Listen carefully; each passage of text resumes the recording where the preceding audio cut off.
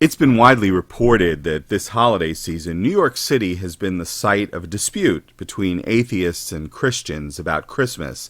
If one has reason to travel through the Lincoln Tunnel that connects New York City and New Jersey, on the New Jersey side, one will encounter a billboard sponsored by the American Atheists, which declares, quote, "You know it's a myth. This season, celebrate reason." On the New York City side of the tunnel, one will encounter a billboard sponsored by the Catholic League, which declares, quote, "You know it's real. This season, celebrate Jesus." Now, while there's been a lot of carrying on about this, much of it silly and superficial, the battle of the billboards does implicate a serious question worth exploring.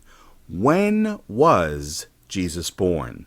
What do we know about this, and how do we know it?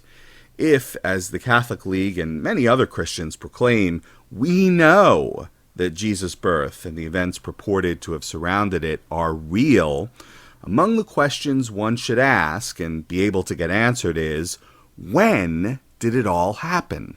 The New Testament contains two narratives purported to be accounts of Jesus' birth and the events surrounding it, one in the Gospel of Matthew, the other in the Gospel of Luke.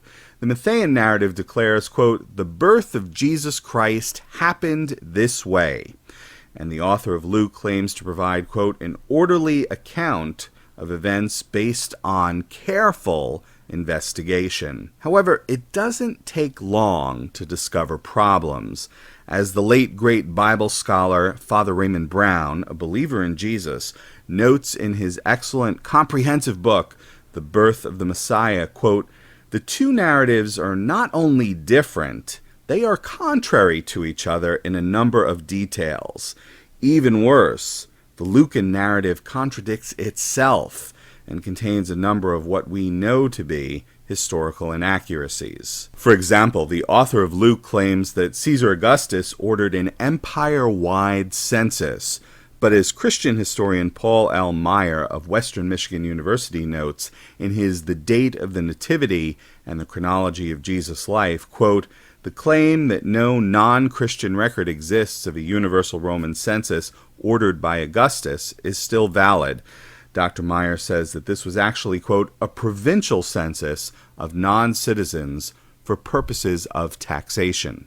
Father Brown says, with some scholarly understatement, quote, "Close analysis of the infancy narratives makes it unlikely that either account is completely historical." All of this calls into serious question the Catholic League's proclamation that we can and do, quote, "know it's real." The authors of Matthew and Luke both say Jesus was born during the reign of Herod the Great. Now, Herod the Great reigned from 34 BCE until his death in 4 BCE. As Father Brown notes, quote, "According to our best information, Herod died in March or April 4 BC. Matthew suggests that Jesus was born at least 2 years before Herod's death, in about 6 BCE. So the Matthean narrative has Jesus born in 6 BCE. By contrast, the Lucan narrative places Jesus' birth in 6 CE, 12 years later than Matthew. How do we know? The author of Luke tells us that Jesus was born during a census conducted while, quote, "Quirinius was governor of Syria."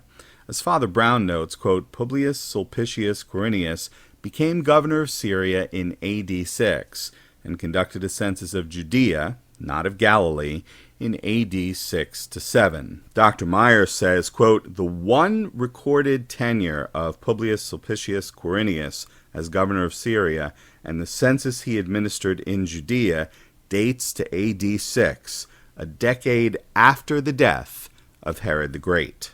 In addition to the problematic difference of 12 years between Matthew and Luke, the Lucan narrative contradicts itself by placing Jesus' birth both in the days of Herod and 10 years after Herod died. As you think about that irreconcilable difference, remind yourself that the author of Luke claims to have investigated everything carefully, and we're told by Christians that he was writing under the inspiration of an omniscient God.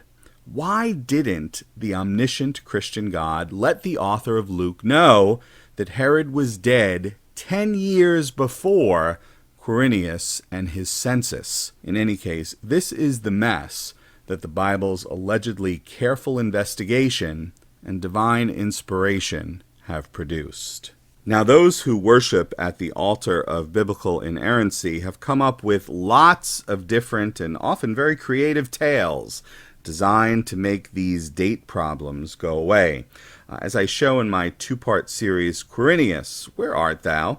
Link in the description box, such apologetic efforts fail. Matthew and Luke disagree about when Jesus was born, and, worse yet, Luke disagrees with itself. With respect to the historicity of the New Testament, apologists often claim, we actually have better sources for the life of Jesus of Nazareth than we do for most of the major figures of antiquity. Once again, here's what these, quote, better sources provide on the question of when Jesus was born. So, when was Jesus born? The only answer we can give is, assuming he was born at all, we don't know when. The Catholic League's assertion to the contrary notwithstanding. Merry Christmas, everyone.